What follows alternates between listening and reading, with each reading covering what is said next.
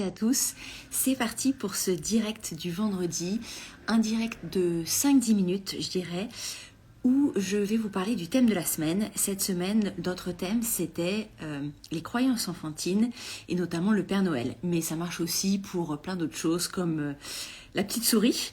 En tout cas, vous adaptez à votre pays, à votre culture. Mais en tout cas, on parle de ça ce soir, 5-10 minutes. Je suis très contente que vous soyez là. N'hésitez pas à me poser des questions en direct ou après par message ou commentaire.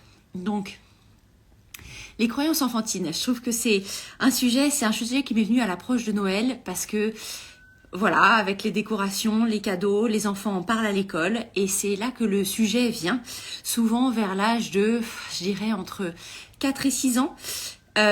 Donc c'est important d'en parler et je suis vraiment convaincue qu'il faut éviter d'entretenir des croyances trop longtemps et de ne pas leur dire la vérité. Il faut le faire en douceur et pas forcément de manière trop directe, voilà, pour que ça reste bienveillant. Mais je pense que mentir en persistant à dire que oui, le Père Noël existe et que nous, on y croit, je pense pas que ce soit une bonne chose sur le long terme, pour la confiance entre parents et enfants.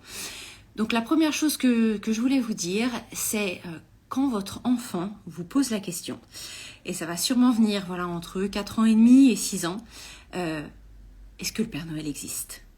Alors là, souvent, on est parfois pris un peu de court. Le mieux, vraiment dans tout ce genre de questions, c'est de dire « Je vois que tu as réfléchi à la question. C'est une question importante. » Et quand tu me poses une question comme ça, soit vous pouvez dire « Je veux vraiment prendre le temps d'y réfléchir avant de te répondre. » Ou sache que je te dirai toujours la vérité. Est-ce que tu veux savoir la vérité ? Ça, c'est la première chose que vous pouvez dire. Une des choses aussi à dire, c'est on dirait que tu as beaucoup réfléchi à la question. Toi, qu'est-ce que t'en penses ? T'en penses quoi ? Pourquoi on fait ça ? Ça permet déjà de nous faire gagner un peu de temps et surtout de comprendre où notre enfant en est dans sa compréhension de la problématique.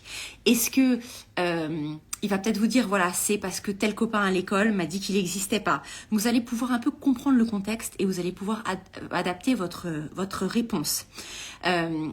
Et voir ce qu'il a besoin de savoir. On n'est pas obligé de dire, bah non, il n'existe pas. Voilà, la pire chose à faire, c'est sans contexte répondre, bah bien sûr que non, il n'existe pas. Voilà, vous me comprenez.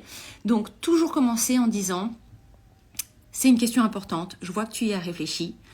Toi, qu'est-ce que tu en penses ? Et laissez l'enfant vous dire un peu le contexte, ou dans quel contexte tu en as entendu parler.